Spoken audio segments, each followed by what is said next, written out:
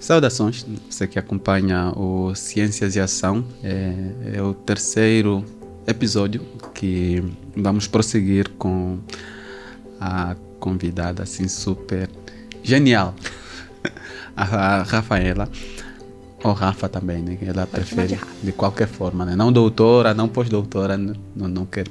Mas hoje vamos falar sobre a divulgação científica, ou popularização da ciência, ou comunicação da ciência. A Rafa vai nos ajudar a fazer essa distinção, mas é aquele esforço de como permitir que a ciência, que o acesso à ciência, né, seja mais aberto, né? Não sei se a palavra vai ser democratizar esse acesso, mas sim mais aberto. É disso que vamos falar, mas sempre naquele interesse de estimular você, despertar em você o senso da ciência, né? O perceber e o viver a ciência no cotidiano, né? Rafa, vamos lá fazer a distinção? Vamos. A gente na pesquisa a gente tem que tornar o nosso resultado da nossa pesquisa público, né? Mas a gente publiciza isso para os nossos pares. Então, não sei, no tipo de pesquisa que eu faço, geralmente a gente, inclusive para manter o currículo e a carreira, a gente tem que publicar em artigos científicos em inglês, que é a língua, né, para a minha área, é a língua universal, e geralmente muito em revistas internacionais. Temos revistas nacionais muito boas, mas a gente ainda tem uma tendência a querer publicar em revistas internacionais. E a gente um dia pode falar sobre isso em outro momento. Então, isso é uma maneira que a gente está comunicando ciência. Estou falando da ciência que eu faço. Mas quem que vai entender, não só a questão do inglês, né? O texto está todo em inglês, mas mesmo se eu trago esse texto técnico para o português, quem que tem acesso? Quem que entende o que eu estou falando ali? Então, eu estou comunicando o meu trabalho, mas de uma maneira muito específica.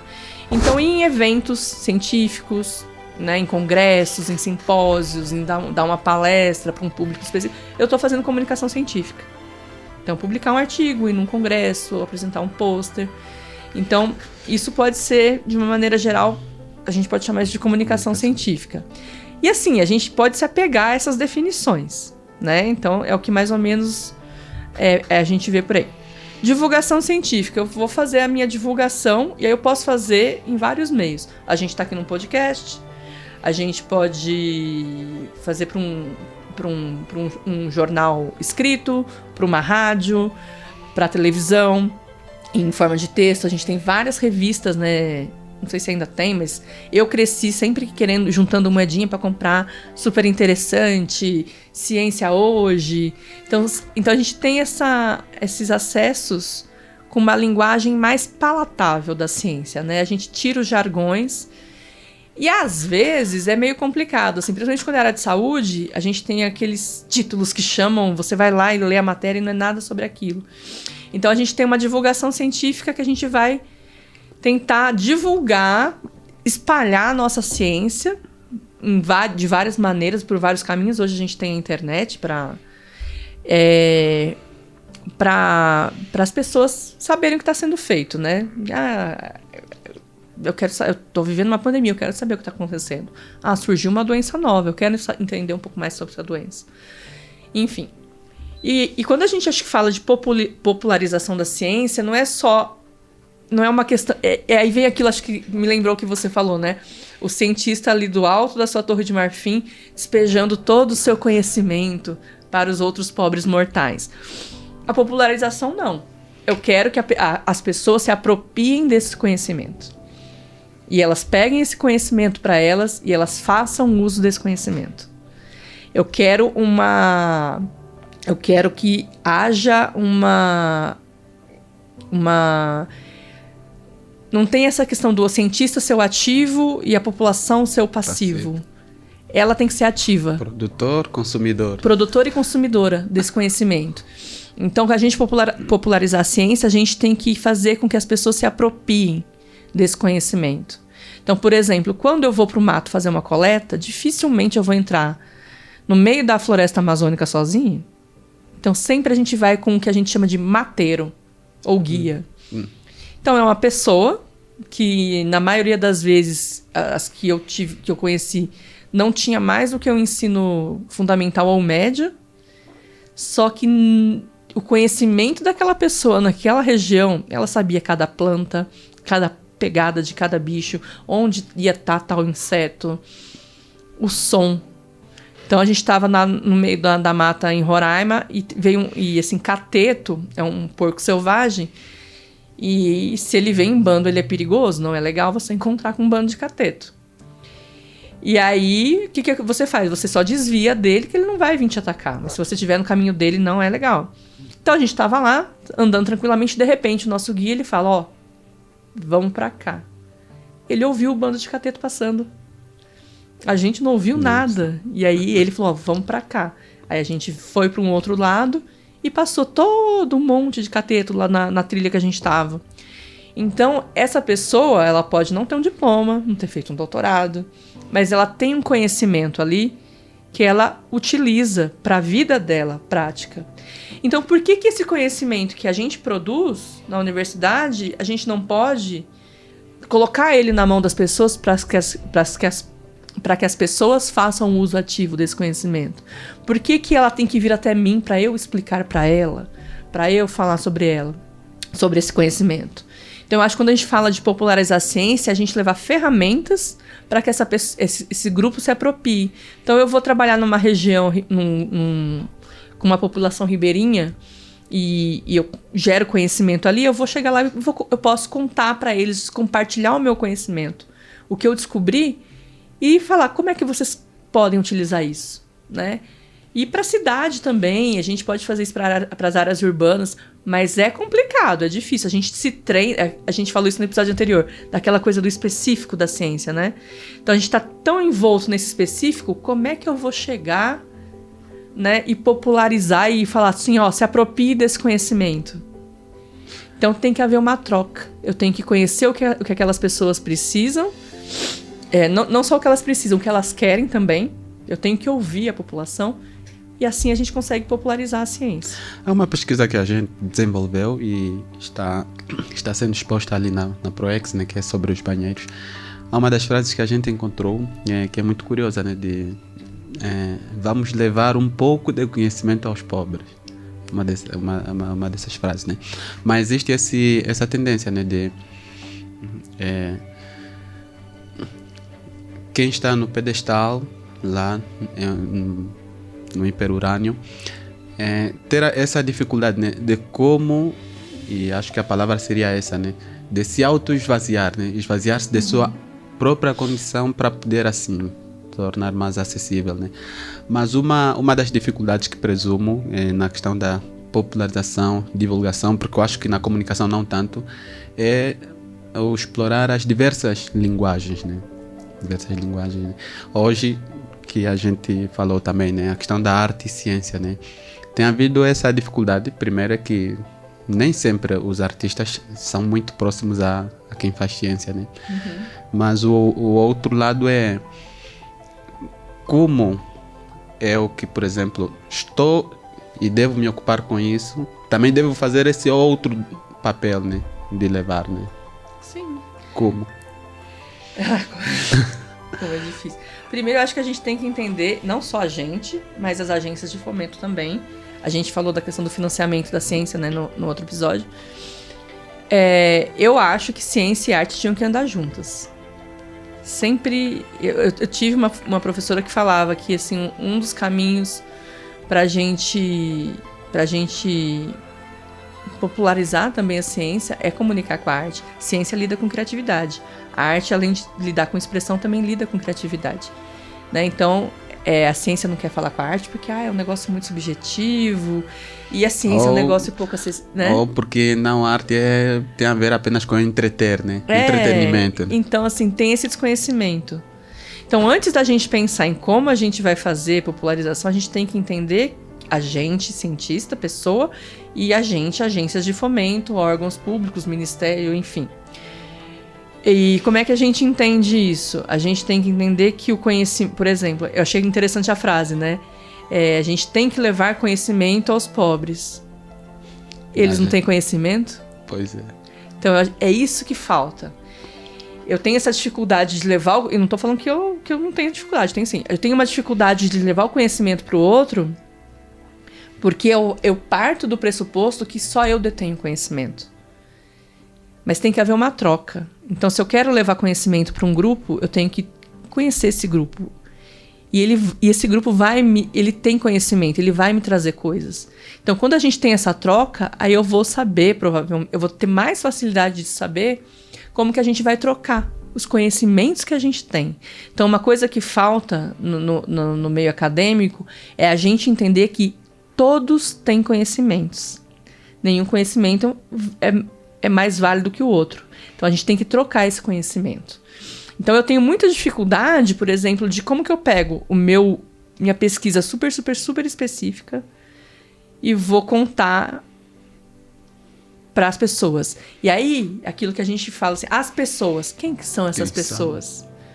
Se eu fizer um vídeo num TikTok falando da minha pesquisa, eu estou acessando um grupo de pessoas que tem acesso ao celular, que tem uma certa idade, que não vai aguentar ver um vídeo de mais de 30 segundos. E então eu tenho que pensar, se eu vou fazer um programa de rádio, a minha linguagem é outra. Quem que escuta rádio ainda em 2023? Na televisão.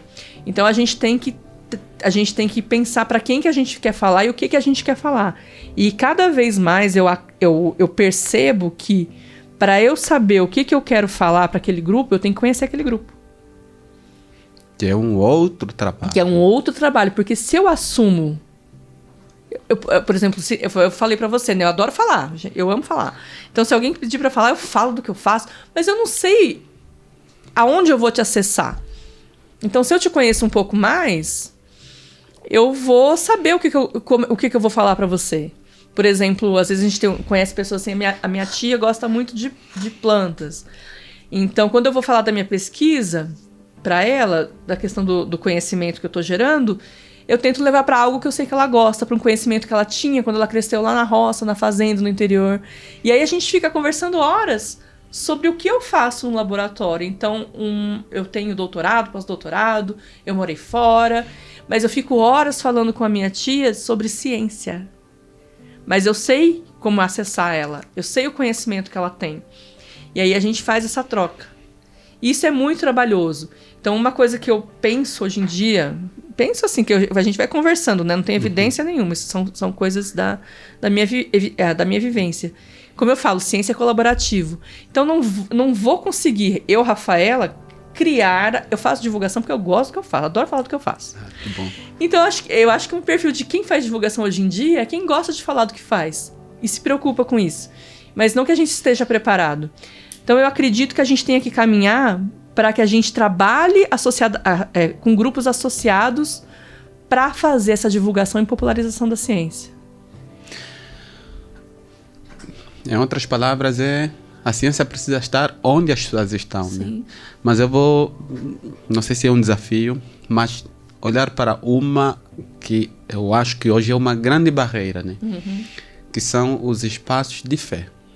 Onde as pessoas cultivam a fé, que na verdade, algumas vezes, o nível de convicção supera até o com o qual a ciência trabalha, né? Que é a evidência, que não é apenas acreditar, porque uma entidade divina ditou um oráculo, mas porque teve todo um processo, né? Como é que é a questão da ciência e religião para a questão do diálogo? Então, primeiro, tem muito cientista que é religioso de várias religiões, né? Então, isso é uma outra coisa que a gente precisa desmistificar. Nem todo cientista é ateu. Eu, por acaso, sou. E eu acho e eu defendo que a gente tem que falar de ciência também com qualquer tipo de pessoa, com qualquer tipo de crença, né? Eu acho que eu defendo a liberdade religiosa de fato, né? Que a gente tem dificuldade. Só que aí eu reforço aquilo que eu falei. Muitos cientistas, principalmente os cientistas ateus ou agnósticos, têm uma visão de que o religioso também, além de ser inferior, ele não vai conseguir assimilar o conhecimento. E eu gosto muito de um cientista já falecido, ele foi um divulgador de ciência, ele era paleontólogo e divulgador de ciência, chamava Stephen Jay Gould. E ele falava sobre, vou falar de maneira bem rápida, sobre ciência e religião. Ele falava que ciência e religião são 2 ministérios diferentes, que não se relacionam, vamos pensar assim, no sentido de uma filosofia. A ciência, ela surge e ela tem um desenvolvimento, e a religião, outro. São caminhos diferentes, caminhos paralelos. E poucas pessoas de um lado ou do outro, quando tentam se comunicar tratando a religião igual à ciência, ou a ciência igual à religião, a gente tem esses embates, que só afastam as pessoas. Então, e aí eu volto na questão da divulgação científica. Por que a gente acha que é difícil comunicar a ciência para grupos religiosos? Porque a gente não conhece esses grupos. Então, como é que eu vou acessar? Então, tem muitos cientistas que já chegam e falam, Deus não existe. Nem vou falar com você.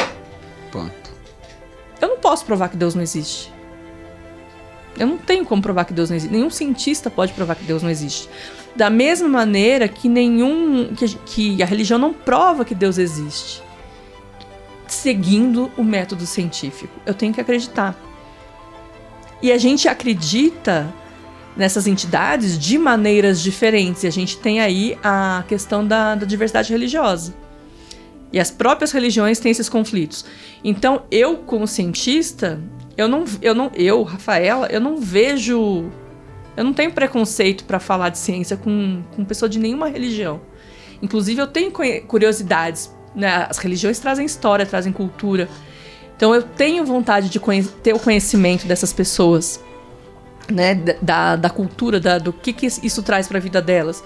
E eu posso falar de ciência sem ofender sua religião, sem ofender sua crença. Mas isso exige uma vontade minha de entender o outro e o conhecimento e aonde aquilo afeta. Agora, quando da outra e na outra parte existe um bloqueio, porque vamos dar o exemplo da pandemia que a gente comentou, que houve todo um esforço, conhecimento acumulado, orçamento, urgência. Porém, outros de seus púlpitos e palanques, incentivando que as pessoas não adiram. Mas aí, para mim, não tá fechado só na religião, né? Tem interesses políticos e econômicos por trás. E aí é o que a gente faz, aí o que acontece, a gente falou um pouquinho, não sei se a gente falou disso, a gente falou de tanta coisa, mas às vezes a gente tem pessoas que conduzem e se aproveitam da vulnerabilidade das pessoas. E aí isso pode gerar tragédias, como a gente, assim, isso é cientificamente, é sabido que se você, quando você está doente, você se nutre da sua fé, seja ela qual for, isso faz bem para sua saúde, ajuda. Mas isso não retira o medicamento, o tratamento médico, né? Então sempre vai somar. Agora, por exemplo, nesse momento da pandemia que a gente viveu, muito me surpreendeu, né? Mas assim, muito me decepcionou eu ver que não tinha necessidade, é a mesma coisa que a gente falou, o cientista lá no alto da sua torre de marfim e esses líderes religiosos no alto dos seus púlpitos falando para as pessoas não tomarem medicamento, não tomarem vacinação, não tomarem vacina. Uma coisa não afeta a outra. Eu posso orar, eu posso rezar, eu posso meditar e tomar vacina. Né? Se Deus tudo criou, dependendo das religiões, assim, criou o médico, criou a vacina, criou esses caminhos. Então é tudo como a gente comunica. Então, da mesma maneira que a gente pode utilizar, e já utilizou várias vezes a ciência de maneira muito inapropriada, em guerras, mesmo em questão de saúde, na produção de medicamentos. Então, eu fazendo medicamentos, pesquisa para medicamento, só para um grupo de pessoas. Aí, a gente teve um medicamento para dor que não funcionava para mulheres e nem para pessoas de diversas etnias asiáticas e africanas. Por quê? Porque eu desenvolvi aquele medicamento para brancos europeus. E o nosso corpo muda. A gente tem... Mulheres têm reação... Por causa das mulheres, né, cis, assim, tem a variação hormonal afeta alguns medicamentos. Então, a ciência pode fazer um uso muito negativo do seu poder, né, da onde você está, e líderes religiosos também. Então, quando eu penso em líderes religiosos que tentam conduzir o pensamento das pessoas, para mim eu não estou falando de religiosidade nem de fé.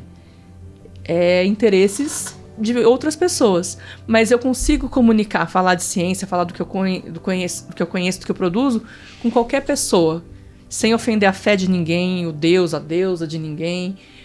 É possível. E eu falo isso para os meus colegas. Gera um esforço? Gera, né? Mas eu consigo fazer isso.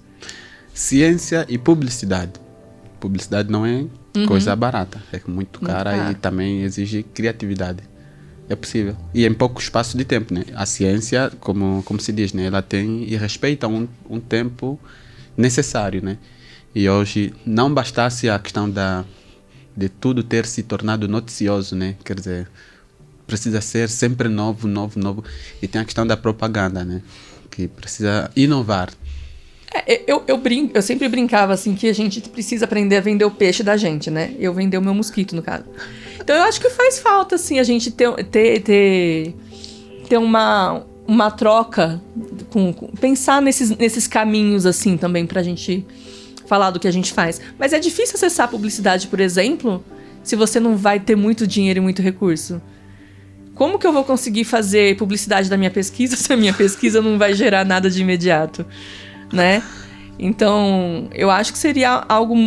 Tudo que for possível pra gente acessar as pessoas, né, de maneira respeitosa, eu acho que seria legal. A gente precisa ter a população do lado da gente, do cientista, do artista, né?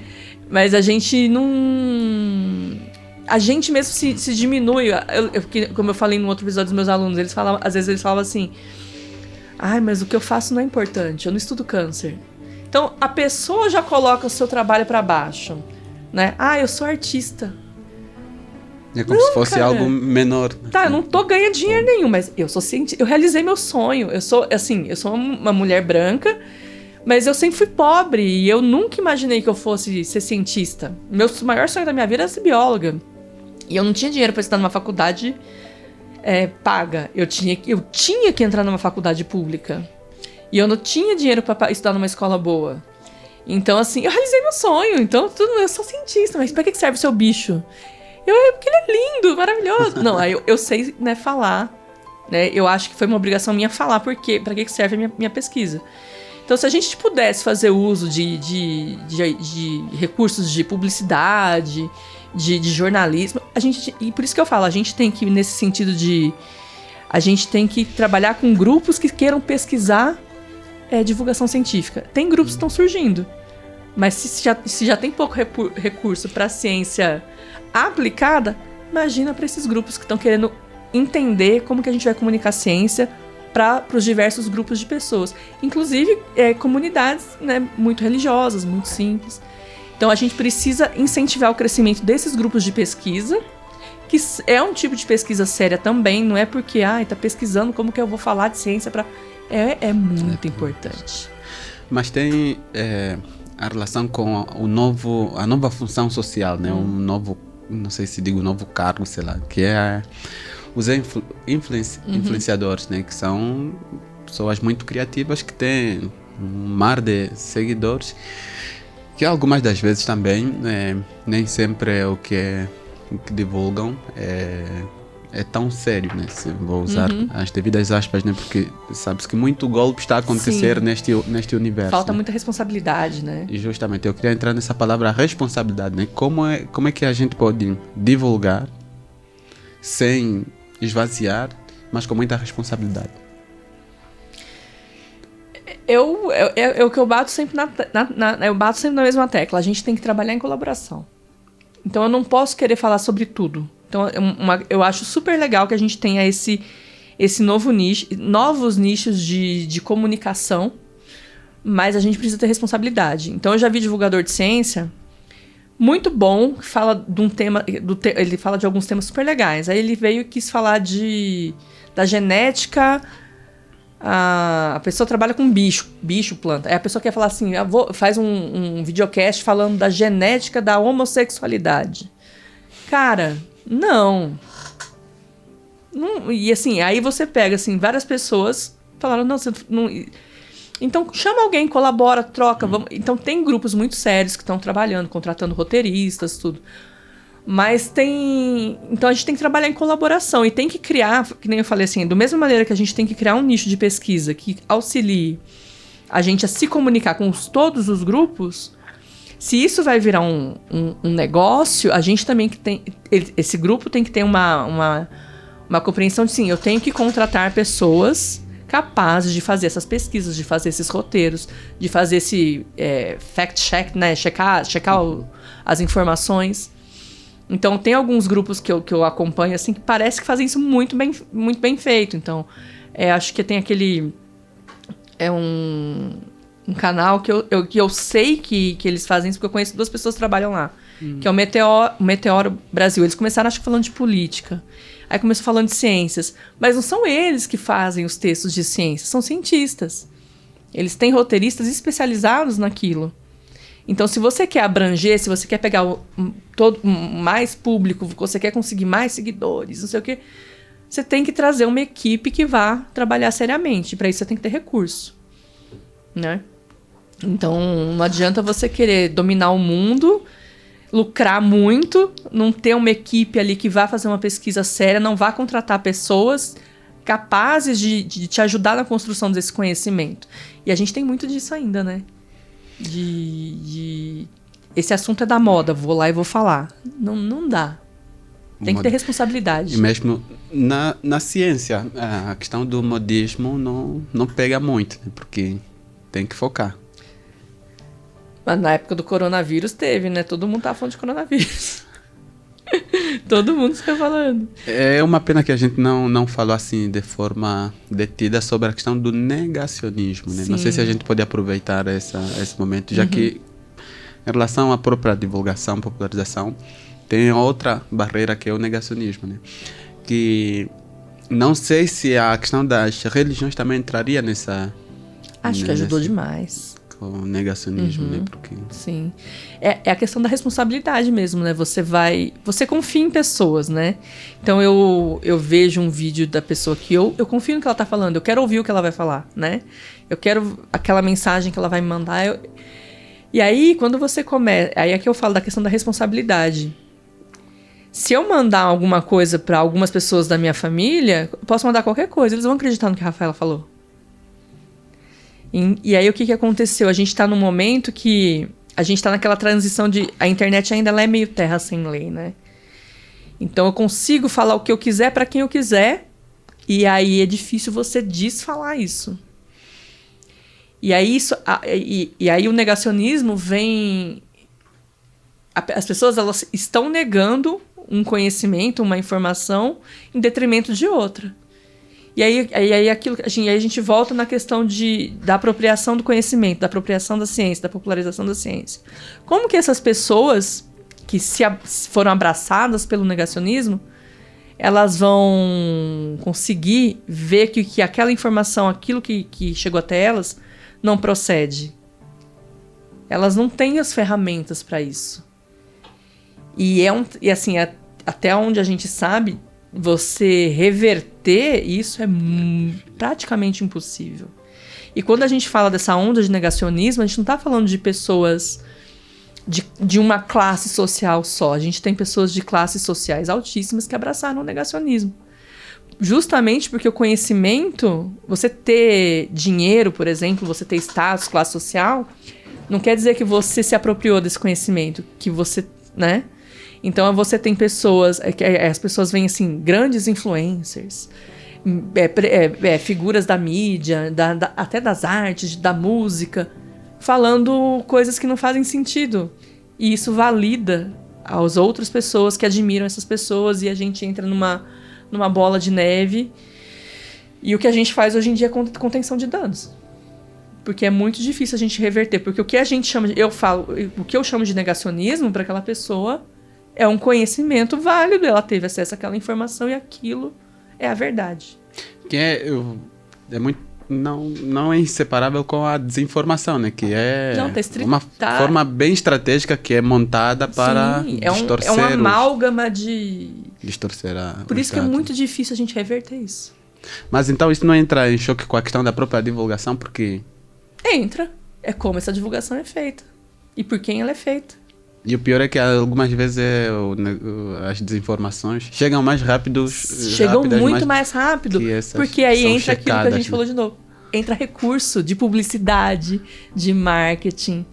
Então, às vezes, essa desinformação, essa fake news, esse fato não verdadeiro... Deepfake. Cientista não tem dinheiro para fazer isso. E a publicidade? Adoraria fazer. E aí, quem tem dinheiro, quem consegue... E aí, tem vários interesses por trás, né? E aí, uma bióloga não é a melhor pessoa para discutir isso. Aí, tem dinheiro rolando. E aí, você recebe... no seu WhatsApp, você recebe no seu e-mail, no seu Facebook, no Instagram. E esse controle... Começou a surgir esse controle desses conteúdos por essas redes durante a pandemia. Que eles viram que... E aquela história, a rede não é livre. Quem detém as redes ali, eles são de certa forma responsáveis pela supervisão desses meios. Você não pode postar um mamilo feminino, mas você pode postar uma informação que vai matar outra pessoa. Você pode postar um vídeo falando que você vai cometer um massacre. Então, a gente está começando a ver agora que assim, esses filtros nessas redes, eles precisam ser melhor regulados. Então, quem tem dinheiro propaga muito mais rápido uma informação e não necessariamente essa informação passou por uma checagem. E qual que é o... E assim, de novo, por trás, qual é o interesse?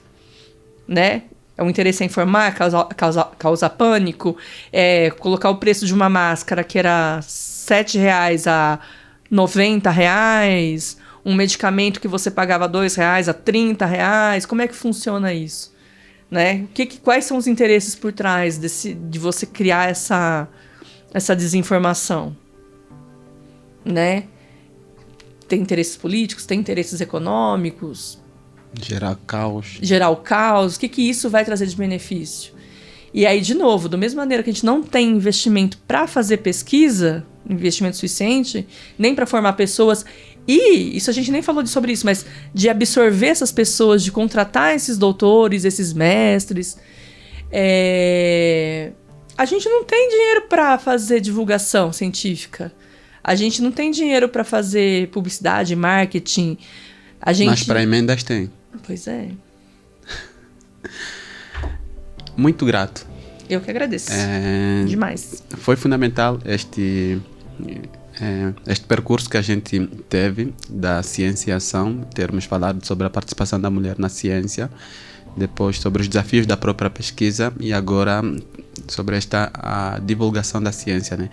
Nosso maior interesse é despertar, né, a você o espírito científico, né, porque talvez cheguemos a uma fase em que para você ter esse senso não precisar ser doutor, né? Não. Até porque ainda hoje ser doutor é um privilégio. É um privilégio. E não para poucos, né? É um privilégio para um número restrito, né? Muito restrito. Era bom que fosse por opção, né? A quem tenha um bom gosto pelas artes, por pesquisar, educação. Era bom que quem pudesse em um dos campos. Seria muito bom, assim, se você quisesse...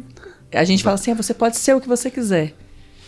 Mas... Você deveria poder ser o que você quer, mas a gente ainda tem muita barreira para ultrapassar. E aí entra a questão de interesses, né? Também. Interesses. Nosso maior desejo é despertar esse senso. Nós estamos a fazer isso de forma gratuita. Claro, se houver apoio, bem-vindo, né? Bem-vindo, porque a gente quer alcançar onde as pessoas estão, né? E vamos nos servir das diversas ferramentas disponíveis, né? Hoje as redes sociais, praticamente uma boa porcentagem das pessoas já quase que tem como único meio de ter acesso a informações, né?